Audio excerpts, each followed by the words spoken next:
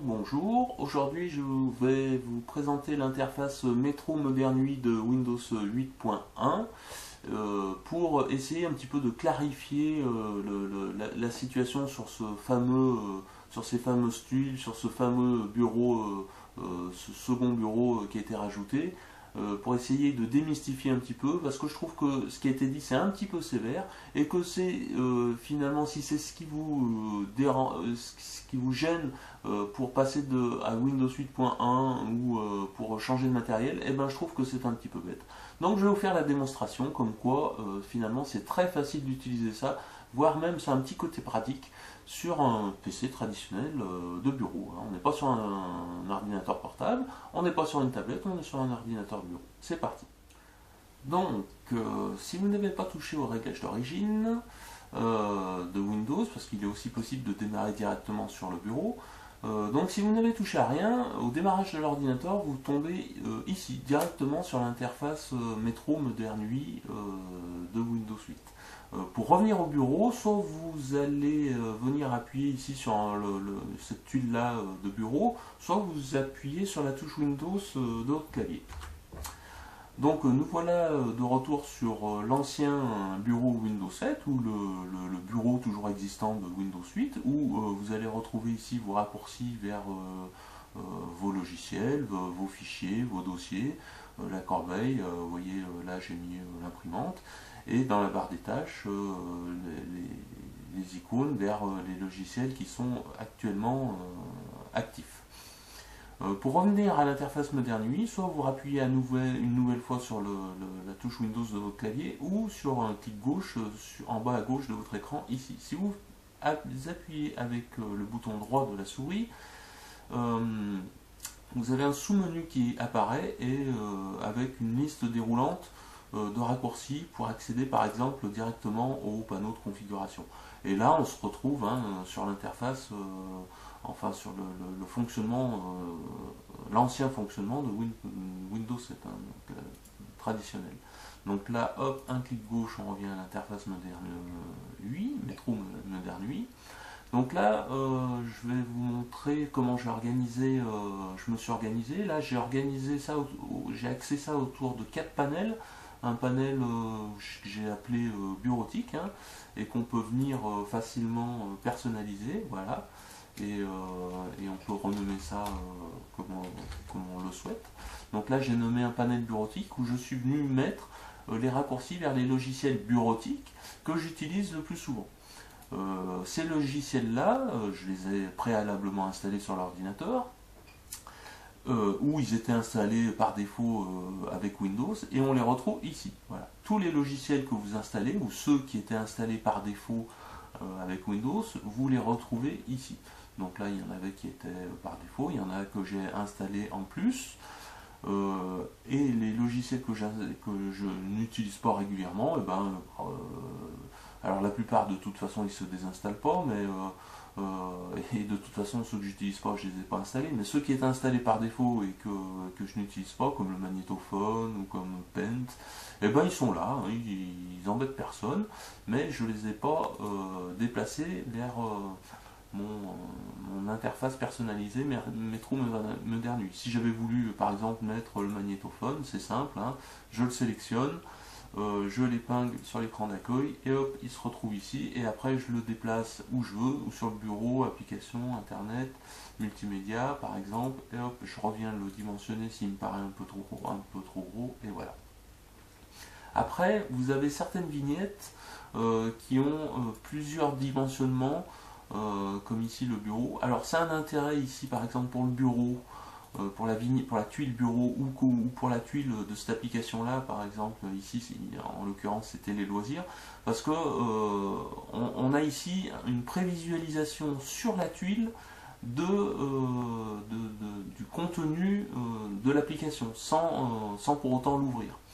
Alors, tant qu'on est à parler des applications, effectivement, j'en ai trouvé quand même quelques-unes qui sont intéressantes pour un PC de bureau, mais il faut quand même reconnaître que pour la majorité,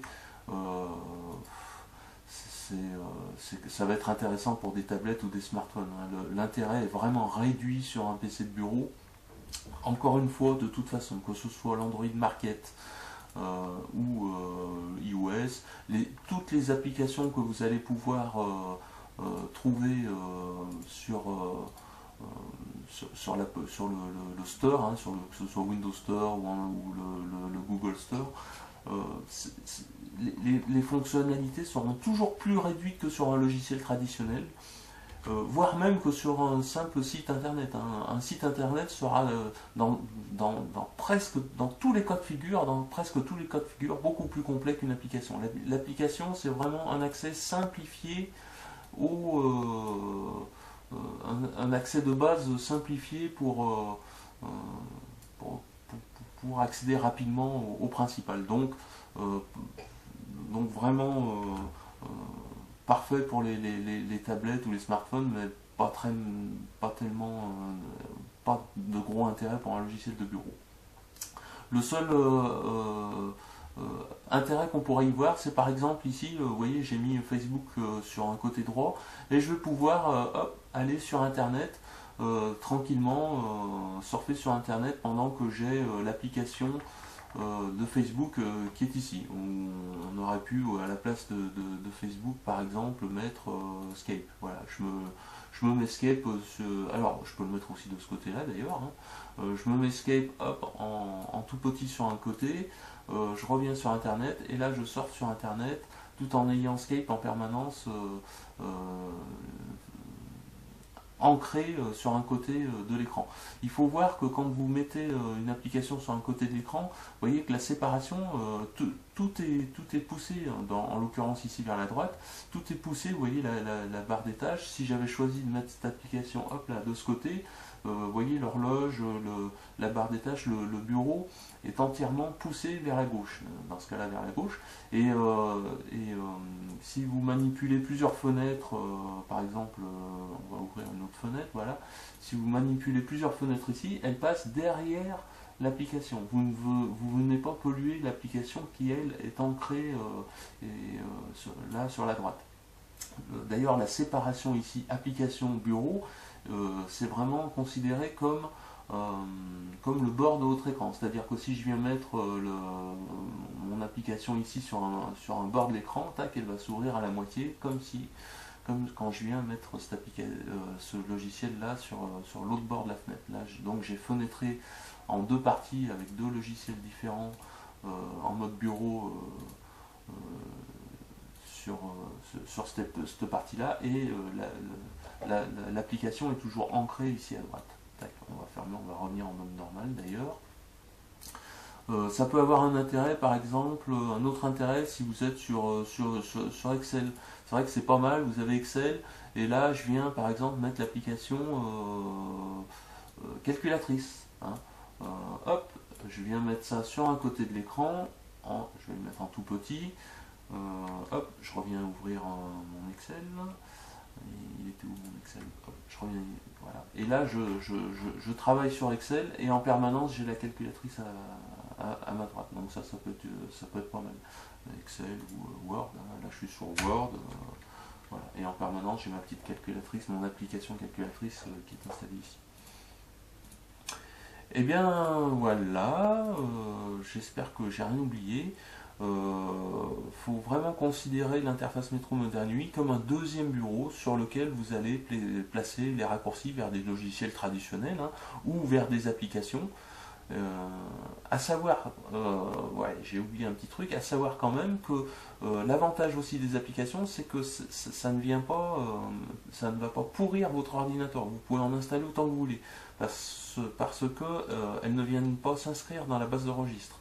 Ça fait que vous leur donnez, l'autorisation ou non à des applications à venir utiliser les ressources de votre ordinateur, hein, telles que la webcam, la carte son, machin, mais elles ne viennent pas s'inscrire dans la base de registre. Ça fait que vous pouvez en installer autant que vous voulez, vous ne pourrissez pas votre ordinateur. C'est le même principe que sur les Android ou sur les tablettes. Hein. Ça ne s'inscrit pas dans la base de registre, à la différence d'un logiciel traditionnel, qui va pour autant être accessible depuis l'interface Métro Moderne 8. Le mot de la fin, eh ben, il n'y en a pas vraiment.